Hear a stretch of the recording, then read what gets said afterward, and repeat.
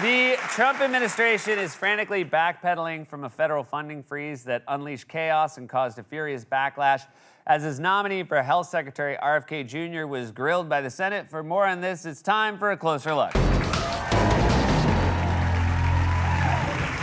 Donald Trump's first 2 weeks in office have been relentless. He's signed so many executive orders, even he can't keep track of them. You can tell by the way he reacts. This is an order creating and implementing the Department of Governmental Efficiency, known as DOGE.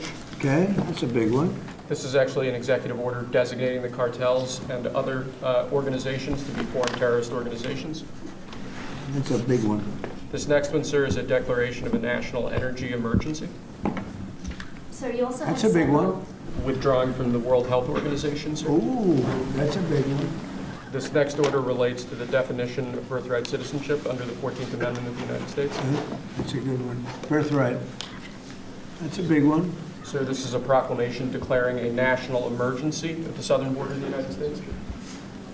That's a big one. Stop saying that's a big one. You sound like you're doing terrible color commentary at a fishing competition, and it looks like he's pulling one in. What can you tell us about that one, Don? It's a big one. Yep, we can all see that, but what kind of fish is it? You know, one of the big ones.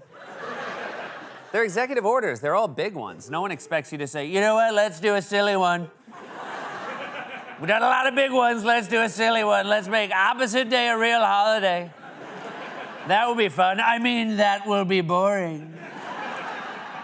Now, all of Trump's initial moves have been good and legal. Oh, sorry. I was still doing opposite day. Many of Trump's initial moves have been illegal, like his birthright citizenship order or his mass firing of government watchdogs. Others have been both illegal and unworkable, like his chaotic funding freeze on $3 trillion in federal grants and loans that sparked a national outcry, which the Trump administration is now claiming was released without going through the usual White House approval process. The memo is produced by the Budget Office alone, which failed to get proper sign-off from the White House. It didn't go through the usual White House approval. What exactly is that process? You know what? It's our fault. We forgot to show it to the president for 5 seconds, giving him the chance to confirm if it was indeed a big one. But as usual, the Trump White House wants to have it both ways. They're insisting they had nothing to do with the memo, while also claiming the whole thing was a liberal media hoax. To make the latter argument, they dispatched one of their most charismatic and likable personalities, White House lab assistant Stephen Miller.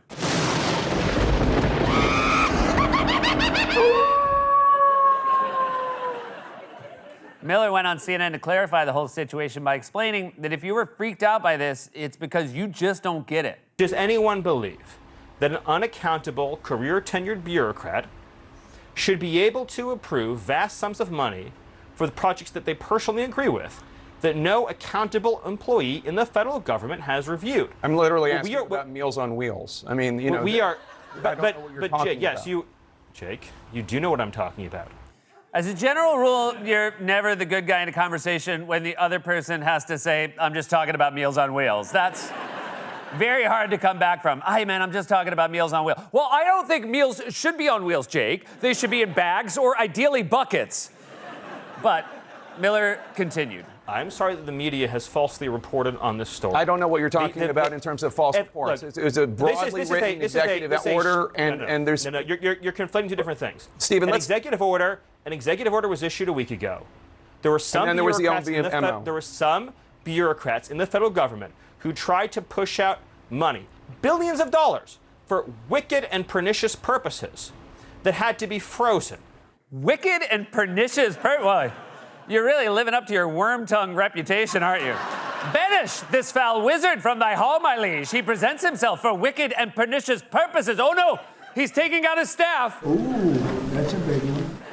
So, it's been a rocky start. Trump's executive orders have unleashed chaos and been blocked by judges. Or, if you tune into state TV, aka Fox News, it's going great. I had incredibly high expectations as to what the first week of the second Trump administration would look like. It's exceeded my expectations. I almost can't believe the things that I have seen happen. But this is the guy. This is the job he does. Creative, innovative. Donald Trump is thinking of new solutions. Creative, innovative, new solutions. You sound like you're doing a commercial for a local exterminator. Here at Brooklyn Rodent Warehouse, we're always thinking of creative and innovation, new solutions for your rat problem. Most exterminators will just put out traps that cover holes. But Brooklyn Rodent Warehouse is the only exterminator that will catch your rats by releasing hungrier, larger rats into your home. To scare them away, the large rats will assert their dominance by bullying the smaller rats and mating with their women. Then when it's time to get the large rat, we'll release a red-tailed hawk into your home. I just let them go nuts. And I know you said not to swear in the commercial, but there's literally no other way to describe what the hawk does when it sees those big rats. Apologies again. I didn't need to use the second one. If you like these creative innovation solutions, call us now, 555-BIG-1. By the way, you may have noticed, not one of those executive orders had anything to do with lowering prices. The number one thing voters said they cared about and the reason Trump, by his own admission, won the election. They haven't presented a plan for lowering prices because they don't have one. They're there to dismantle the government and hand over the parts to rich guys. That's it. They're basically stripping the copper wire out of the walls before the oligarchs take over. At the inauguration, Trump elevated a small handful of robber barons whose combined net worth totaled $1 trillion, and his cabinet is the wealthiest with the most billionaires in history. I mean, who do you think they're really fighting for? Trump's closest and most influential advisor is not a union leader or a member of the working class. It's a guy worth $400 billion who somehow looks like he's skydiving even when he's standing still. He looks like a dollar store ripoff of a Michael Myers mask. Trump's hoping he can delude people into thinking his cabinet is actually full of populists by tossing his MAGA sycophants some populist breadcrumbs, like human breadcrumb RFK Jr. RFK Jr.'s embrace of deranged lies that will hurt regular people is well documented, as is his affinity for bear carcasses and brainworms, but he's also refused to embrace policies that would actually help working people, like confronting big pharma over drug prices or protecting Medicare and Medicaid from Republican cuts. He won't even say if health care is a human right guaranteed to everyone. Do you agree with me that the United States should join every other major country on earth and guarantee health care to all people as a human right? Yes? No? Senator, I can't give you a yes or no answer to that question. Health care a human right? Is health care a human right?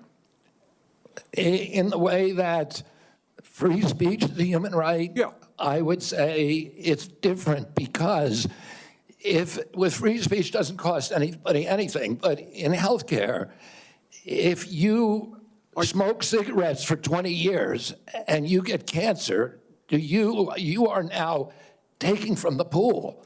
People who got addicted to nicotine thanks to a big tobacco cover-up still deserve health care as a human right, and I would think you, of all people, would get that since you look like you've been smoking cigarettes for like 100 years. I mean, look at this guy. He's the same color as the ceiling tiles in the teacher's lounge. But that was not the part of RFK Jr.'s exchange with Bernie that got the most attention, because Bernie also asked him about some anti-vax baby merch his organization's been selling. You have started a group called the Children's Health Defense. Right now, as I understand it, on their website, they are selling what's called onesies. These are little things, clothing for babies. One of them is titled Unvaxxed, Unafraid. Next one is No Vax, No Problem.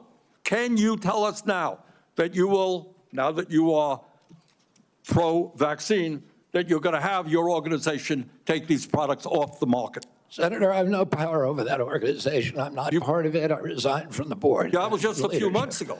You founded that. You certainly have power. You can make that call. Are you supportive of this? I've had nothing to do with leadership. Are you supportive of these onesies? Do you support these onesies? Back in my day, babies didn't wear onesies. They wore a newsy cap and suspenders. The point is, these guys want to wear you down. Trump's flurry of insane, chaotic executive orders was designed to intimidate and overwhelm. They want their successes to feel inevitable and their opponents to feel defeated. It can be demoralizing, and I get it. I felt it too. On Inauguration Day, I asked my wardrobe department to dress me in all black, but then everyone thought I was just a member of the crew, and the stage manager handed me a stack of cue cards, and I said, "Don't you recognize me? I'm the host of the show." And they said, "Well, then why don't you dress like it?" Thank you, by the way, for using my arms. I was so worried you would use like fake scrawny arms and like, you know, just to joke me down, and instead you used my real arms. But it's worth remembering, and I know it's hard, that people really don't like this guy, and new polling has confirmed that yet again. Trump squeaked back into power in a tight election because people were mad at a broken system that works for the wealthy and powerful and no one else. And Democrats deserve their share of blame for that, too. The richest 100 Americans got $1.5 trillion richer under Joe Biden. But Donald Trump, of all people, is not going to fix that. He's there to hollow out the government and hand the scraps to his rich buddies while they rip you off. That's it. And when you point that out, Trump whines like he's wearing a onesie. This has been a closer look.